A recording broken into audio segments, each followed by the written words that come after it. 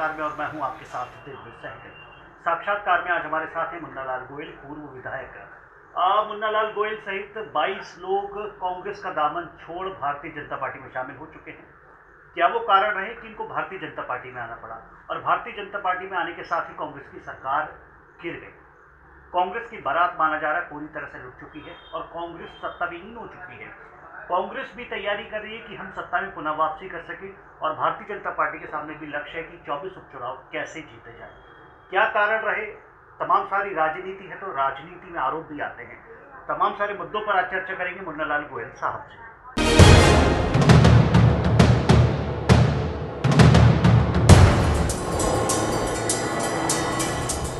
गोयल साहब, स्वागत है आपका इस न्यूज़ मध्य प्रदेश में। गोयल साहब, सबसे पहला सवाल आपसे यही करूंगा कि आखिर क्या हुआ 15 महीने 15 साल संघर्ष के बाद 15 महीने ही कांग्रेस की सरकार चली। आप कांग्रेस में रहे, 3 बार चुनाव लड़े, 2008 से लेकर 13 के बाद 18 का चुनाव आप जीते। उसके बाद क्या वो कारण रहे कि आपको भारतीय जनता पार्टी में? देखिए, जनता चाहे पार्षद हो, चाहे विधायक हो, चाहे एमपी हो, जब जनता अपना नुमाइंदा बनाती है तो जनता की अपेक्षाएं होती हैं कि नुमाइंदा जीतने के बाद हमारे क्षेत्र की प्रगति के लिए, हमारे क्षेत्र के विकास के लिए काम करे। और निश्चित तौर पर दायित्व भी है, चाहे विधायक हो, चाहे सांसद हो, चाहे पार्षद हो, कि जीतने के बाद अपने क्षेत्र की प्रगति विकास के लिए काम करे और जनता की जो अपेक्षाएँ हैं विकास की, उनको पूरा करने का काम करे। जनता ने मुझे चुना 2018 के अंदर और निश्चित तौर पर मेरे क्षेत्र की जनता की अपेक्षाएं थी कि मुन्ना लाल गोयल जीतने के बाद क्षेत्र की जनअपेक्षाएं, क्षेत्र के विकास को पूरा करेंगे। लेकिन आपको ध्यान होगा कि 1 साल के अंदर वो हालात बने कि मुझे अपने क्षेत्र के गरीबों के लिए, उनके आसानों को बचाने के लिए सुरल पर धरना देना पड़ा, जबकि हमारी पार्टी के वचन पत्र में था। आपने भोपाल में भी धरना दिया था विधानसभा। हमारे वचन पत्र था कि सरकार बनने के बाद जो गरीब आवासहीन, जो हमारे गरीब हैं, उनको सरकार पट्टे देगी। लेकिन पट्टे देने के बजाय उनको उजाड़ने का काम हुआ। सुरौल के अंदर मेरे को पहुंचना पड़ा प्रशासन सामने। उसके बाद अपने विकास कार्यों के लिए मुझे भोपाल की विधानसभा पर धरना देना पड़ा। तो बड़ी शर्मनाक स्थिति है कि सत्ता दल का विधायक केवल अपने क्षेत्र के विकास कार्यों के लिए धरना देना पड़ा। इससे ज़्यादा शर्मनाक स्थिति हो नहीं सकती। सारा विकास छिंदवाड़ा में पहुँच गया, 1000 करोड़ की योजना छिंदवाड़ा पहुँच गई। हमारे क्षेत्र के विकास के लिए सड़क के लिए पैसा मांग रहे हैं, नहीं है।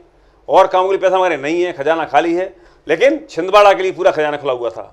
तो ये कैसा मुखिया है कि केवल अब आप प्रदेश के मुख्यमंत्री हो, आपका दायित्व है जितने विधायक हैं उनके क्षेत्रों में विकास कर रहा हूँ, क्योंकि जनता ने उनको विधायक बनाया है। लेकिन आप पूरे 1.25 साल तक केवल अपने क्षेत्र की चिंता करते रहे, विधायकों की चिंता नहीं रही। समय मांगा, समय हमारे पास नहीं है। मतलब अब क्षेत्र का विधायक अपने मुख्यमंत्री से मिल नहीं पा रहा, ये हालात बन रहे हैं। तो निश्चित तौर पर इन हालातों में हम अपने आप को उपेक्षित महसूस कर रहे थे। और हालात जब ज़्यादा हो गए, जब हमारे सिंधिया जी, जिन्होंने पूरी निष्ठा ईमानदारी से 18 के चुनाव में काम किया, इस अंचल की 34 सीटें थी संभाग की, उसमें से 27 सीटें कांग्रेस पार्टी जीती। ये सिंधिया जी की मेहनत परिणाम था। उनकी भी उपेक्षा हुई, उनका भी लगातार अपमान हुआ। और जब लगातार अपमान होता है तो विस्फोट होता है। और जो मुझे लगता है कि ये सरकार जो गई, उसके पीछे 2 कारण रहे। नंबर 1, इस सरकार ने वचन पत्र का पालन नहीं किया। नंबर 2, ये सरकार अहंकार में डूब गई थी।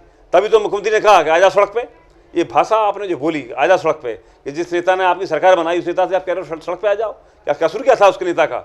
उसने इतना ही तो कहा था कि वचन पत्र में यदि आपने 80 शिक्षकों की मांगे मानने की बात करी है तो सरकार का दायित्व उसको पूरा करना चाहिए। 2 चीज़ें यहाँ पर गोयल साहब आती हैं।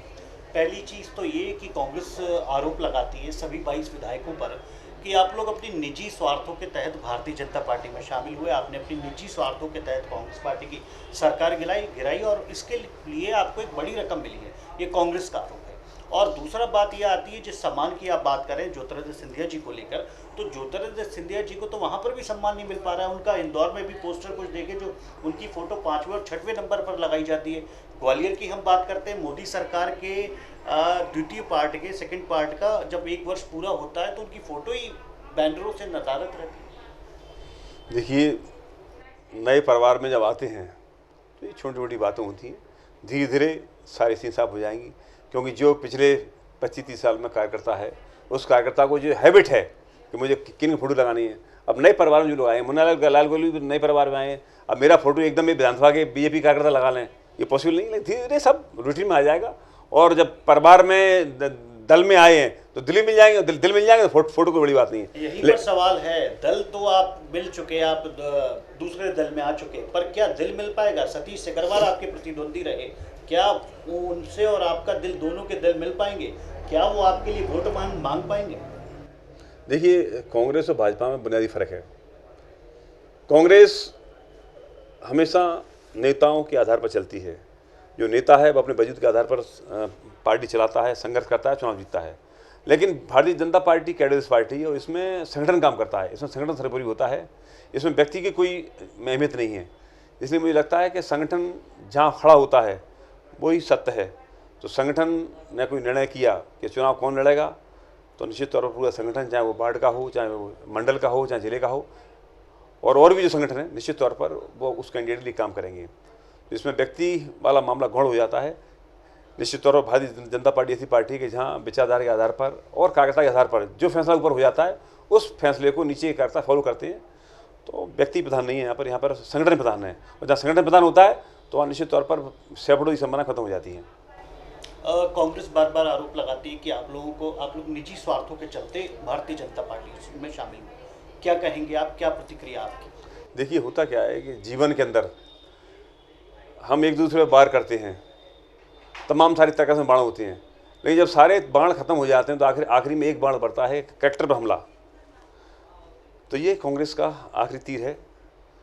मैं पूरी ईमानदारी के साथ जनता और आपके साथ कहना चाहता हूँ कि इसमें पूरी जो बात रही, क्योंकि 2008 में सिंधिया जी मुझे कांग्रेस में लेके आए, लाने के बाद 2008 में उन्होंने मुझे टिकट दिया, मैं हार गया।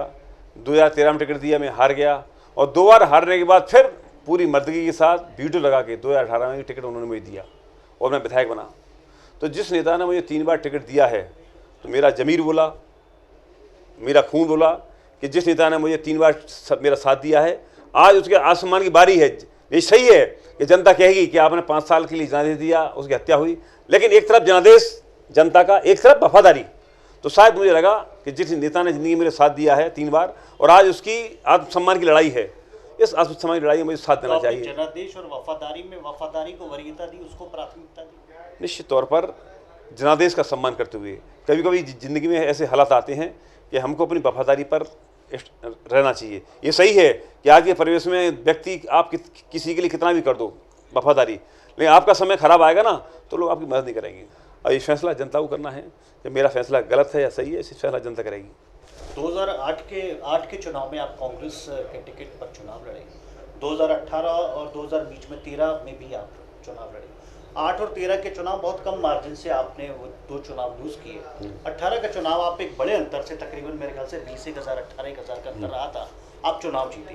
पर अब जो आप चौथा चुनाव लड़ने जा रहे हैं, इससे पहले भी आपने चुनाव लड़े, पर अब जो चौथा चुनाव कांग्रेस के बाद लगातार, अब जो भारतीय जनता पार्टी, संभावित आप ही उम्मीदवार हैं ग्वालियर पूर्व के उपचुनाव में, अब जो आप चौथा चुनाव लड़ने जा रहे हैं, या भारतीय जनता पार्टी के टिकट पर चुनाव लड़ने जा रहे हैं, वो सामंजस्य, वो जनता के बीच अपनी बात, वो मुद्दे, उन पर हम आपसे सवाल करना चाहेंगे, क्या कुछ रहेगा? देखिए, जनता दल कौन सा हो, इससे ज़्यादा महत्वपूर्ण होता है कि हम अपने क्षेत्र की जनता को क्या दे रहे हैं। क्योंकि आप कांग्रेस में, भाजपा में हैं, ठीक है ना, किस विचारधारा में हैं, ये भी महत्वपूर्ण है, लेकिन उससे ज़्यादा महत्वपूर्ण ये है कि आप जहाँ भी रहें जनता के लिए क्या सोच रखते हैं, क्षेत्र जनता के लिए क्या दे रहे हैं। मेरी लड़ाई सत्ता दल के विधायक रहते हुए किस बात की थी कि मैं अपने क्षेत्र के गरीबों को पट्टे दे पाऊँ, ये लड़ाई मेरी थी। वो लड़ाई मेरी आज भी कायम है। मुझे लगता है कि आने के बाद जिस लड़ाई को मैं लड़ रहा था, जिस लड़ाई के लिए मैंने धरना दिया सुरौल से लेके और विधानसभा तक, वो लड़ाई इस बार सारे गरीबों को, हुराली हो या फूटी आपकी डोंगरपुर हो, सुरौल हो, ये 3 जगह के मेन लोग थे, ये तीनों जगहों के लोगों को पट्टे मिलने जा रहे हैं। तो निश्चित तौर पर मैं साधुवाद देता हूँ मुख्यमंत्री जी को कि मैंने जो दिया उनको पत्र, उस पत्र के हिसाब से उन्होंने निर्देश किया और सारे गरीबों को पट्टे मिले जा रहे हैं। तो मैंने समझता हूँ कि क्यों 1.25 साल के अंदर जो काम मैं नहीं करा पाया, वो काम मैं 3 महीने के अंदर मैंने कराए हैं। कार्यकर्ताओं के लिहाज से एक सवाल करना चाहूँगा गोयल साहब कि कार्यकर्ताओं के लिए एक बड़ी विडंबना वाली स्थिति हो गई है कि जो कार्यकर्ता आपके साथ कांग्रेस से भारतीय जनता पार्टी में आए, एक वो वर्ग है और एक वो वर्ग है जो पहले से ही भारतीय जनता पार्टी में है। क्या ये 2 वर्गों का समावेश, क्या ये 2 वर्गों का सामंजस्य बैठ पाएगा और वो भारतीय जनता पार्टी को मजबूत कर पाएगा? देखिए, भारतीय जनता पार्टी बड़ा परिवार है और यहाँ मैंने देखा है कि तमाम सारे छोटे छोटे कार्यकर्ता भी एमपी बन गए हैं। हमारा राष्ट्रपति हैं हिंदुस्तान के, बहुत छोटे कार्यकर्ता थे, साधारण आदमी था, वो राष्ट्रपति बन गया। कई ऐसे चेहरे हैं जो सांसद बने, मामूली भारतीय जनता पार्टी कार्यालय में केवल मामूली एक कार्यकर्ता थे, वो भारतीय जनता पार्टी सांसद तक बन गए। तो मेरा मानना है कि भारतीय जनता पार्टी में काम करने वाली वर्कर को स्थान मिलता है, बशर्ते वो काम करे। तो जहाँ तक सवाल नया परिवार है, मुझे लगता है कि भारतीय जनता पार्टी परिवार में जो लोग आए हैं उनमें और जो लोग पहले से स्थापित हैं, एक बेहतर तालमेल बनेगा। महज 3 महीने पहले तक ये दो वर्ग आपस में प्रतिद्वंदिता थी, दोनों वर्गों के बीच। वो खटास, वो कड़वाहट क्या मिट पाएगी? क्या दिल मिल पाएंगे? जो आपने दल मिल गए, दिल मिलने वाली बात कही, क्या वो, चलिए आप बड़े नेता हैं, आप लोगों के तो दिल मिल गए, पर क्या कार्यकर्ता वो दिल मिला पाएगा? मुझे लगता है कि जब हमारे अंदर सिंधिया जी एक्सेप्ट कर लिया, उन्होंने सांसद बना दिया, केंद्रीय मंत्री बनने जा रहे हैं, हमारे जितने मंत्री थे पुनः मंत्री बनने जा रहे हैं। कब तक बन जाएंगे सिंधिया जी केंद्रीय मंत्री? अब मेरे ख्याल से, लेकिन बनेंगे, ठीक है ना। देखिए, जो हाईकमान स्तर पर कोई बात हो जाती है उसका पालन होता है। मुझे लगता है कि जब सांसद बनेंगे तो माननीय सिंधिया जी केंद्रीय मंत्री बनेंगे। मंत्रिमंडल, मध्य प्रदेश में मंत्रिमंडल विस्तार को लेके भी कई अटकलें लगाई जा रही है, पर वो अमली जामा नहीं पहन पाती। एक लंबे समय से ऐसा माना जा रहा था कि तुरंत ही जब सरकार गिरी और उसके बाद जो नया मंत्रिमंडल बना, उसके बाद विस्तार भी होगा, पर वो विस्तार को लेकर जो अटकलें आ रही हैं उन पर विराम नहीं लग पा रहा है। देखिए, है क्या है कि आपने देखा कि पूरा देश कोरोना में सिमट गया, ठीक है ना। तो पहले जनता महत्वपूर्ण है, हजारों लोग मर रहे हैं, लाखों लोग उस बीमारी से संक्रमित हो गए हैं। तो खोल दिया है, चाहे केंद्र सरकार हो चाहे प्रदेश सरकारों की बात करें, सरकार ने तो सब खोल दिया है। जब हम महज 1000 पे थे तब सरकार लॉकडाउन कर रही थी, और जब हम 1.5 लाख पार कर गए तो तब अनलॉक 1 शुरू हुआ, और आज हम 4.5 लाख के आसपास। देखिए, लॉकडाउन की भी एक सीमा है। कब तक हम अपना पूरे देश का व्यापार बंद रख पाएंगे? कब तक मजदूरों को कैद रख पाएंगे? कब तक इन गतिविधियों को रख पाएंगे? कभी तो खुलना पड़ेगा। 3 महीने के अंदर पूरे देश का अर्थव्यवस्था चौपट हो गई, और निश्चित तौर पर अब समय वो आ गया है कि हमको कोरोना के साथ ही अपने आप को सुरक्षित रखते हुए लड़ाई लड़ना पड़ेगी। अपना कर्म भी करना पड़ेगा, अपना व्यापार भी करना पड़ेगा, जिंदगी का कर्म करना पड़ेगा, और अपने आप को सुरक्षित रखते हुए कोरोना से हमको लड़ाई लड़ना पड़ेगी। तो ये जीवन शैली में बदलाव लाना पड़ेगा। 3 महीने लॉकडाउन हुआ, निश्चित तौर पर उससे आगे बढ़ाना देश के फाइनेंस के लिए, देश की अर्थव्यवस्था के लिए लगता है उचित नहीं है। इससे ज़्यादा जाता तो हमारे देश की अर्थव्यवस्था कमजोर हो जाती है। मैं अंतिम सवाल करूंगा। तकरीबन माना जा रहा है 2 से 2.5 महीनों के बीच चुनाव भी हो जाएंगे। किस तरह से देखते हैं ये चुनाव? आपके लिए बड़ा महत्वपूर्ण हर एंगल से माना जा रहा है। आपने दल बदला है, एक उस लिहाज से महज 15-18 महीने बाद चुनाव 20 महीने बाद होने जा रहे हैं, उस लिहाज से भी, और तमाम सारे और भी समीकरण हैं। किस तरह से देखते हैं अपने उपचुनाव? देखिए, निश्चित तौर पर कांग्रेस पार्टी से 22 विधायकों ने इस्तीफा दिया है, भारतीय जनता पार्टी में आए हैं, लेकिन ये महसूस जनता करती है कि जो 22 विधायक आए हैं उसका कारण हमारे विधायक जितने भी थे उनके क्षेत्रों में विकास कार्यों की अपेक्षा हुई। नंबर 2, सिंधिया जी का लगातार अपमान हुआ, और जिस नेता के साथ हैं उसका लगातार अपमान हो, इस बात को जनता ही महसूस करती है। उनको सीएम का चेहरा थे, नहीं बनाया, कोई दिक्कत नहीं। पीसीसी चीफ का सवाल आया, लग रहा था कि बन जाएंगे, पर कुछ हुआ नहीं। पीसीसी चीफ का सवाल आया, नहीं बनाया, कोई दिक्कत नहीं। राज्यसभा का सवाल आया, तब भी कुछ। लेकिन जब हालात ये बन गए कि आप तो कह रहे हो सड़क पे आ जाओ, ललकार रहे हो, तो जिस नेता ने आपकी सरकार बनाई उसको आप सड़क पे ला रहे हो, सड़क पे आ जाओ। तो निश्चित तौर पर तो ये जनता महसूस करती है कि सिंधिया जी ने जो कांग्रेस छोड़ी उसके पीछे उनका अपमान की पराकाष्ठा पार हो गई थी, और जब परिवार के अंदर अपमान की पराकाष्ठा पार हो जाती है तो निश्चित तौर पर विषूण होता है। यही हालत हमारे साथ रही निश्चित तौर पर कि हम क्षेत्र में विकास कार्य नहीं कर पाए। मुझे लगता है कि जनता हमारे फैसले को सही ठहराएगी, क्योंकि लगातार अपमान हम लोगों का, क्योंकि हम विकास कार्य कर नहीं पा रहे थे, हमको धरना देना पड़ रहे थे। तो निश्चित तौर पर हमें लगता है कि जनता मानती है कि सिंधिया जी का, इन विधायकों का लगातार अपमान हुआ, वो काम नहीं कर पा रहे थे, उनका निर्णय ठीक था। और उम्मीद है कि हम अपने क्षेत्रों के अंदर जो हमारी विकास कार्य अपेक्षा थी ये 3 महीनों के अंदर हमने जो कुछ दिया है वो विकास कार्य निश्चित तौर पर जनता के सामने आएंगे और जनता विकास चाहती है। बिल्कुल, जनता तय करेगी आने वाले उपचुनाव में कि क्या जनता दरअसल चाहती है। बहुत बहुत शुक्रिया करेंगे आपका हमें समय देने के लिए और शुभकामनाएं। बहुत बहुत धन्यवाद। तो ये थे हमारे साथ मुन्नालाल गोयल, पूर्व विधायक। कुल मिला के सम्मान और अपमान की लड़ाई के बीच जो जंग होती है, जो बात होती है, उस बात को कहते हुए नजर आए। बोले कि एक तरफ जनादेश था और दूसरी तरफ मेरी वफादारी, तो मैंने चुनी अपनी नेता के प्रति वफादारी। लगातार अपने कामों को लेकर, अपनी बातों को लेकर, अपनी विधानसभा की पीड़ा को लेकर इनका कहना है कि हम बार बार मुख्यमंत्री कमलनाथ उस वक्त के उनसे तमाम बार मिलने का प्रयास किया, कोशिश करी और समय भी मांगा, पर हमें हमारी मांगों पर कोई तवज्जो नहीं दी गई। भारतीय जनता पार्टी के बारे में बोलते हैं कि एक बड़ा दल है और तमाम सारे लोग इसमें समाहित हो जाते हैं और हमारी जो अंडरस्टैंडिंग है, जो हमारा कोऑर्डिनेशन है, जो हमारा सामंजस्य है, वो कार्यकर्ताओं के बीच भी बैठेगा और हम नेताओं के बीच भी बैठेगा।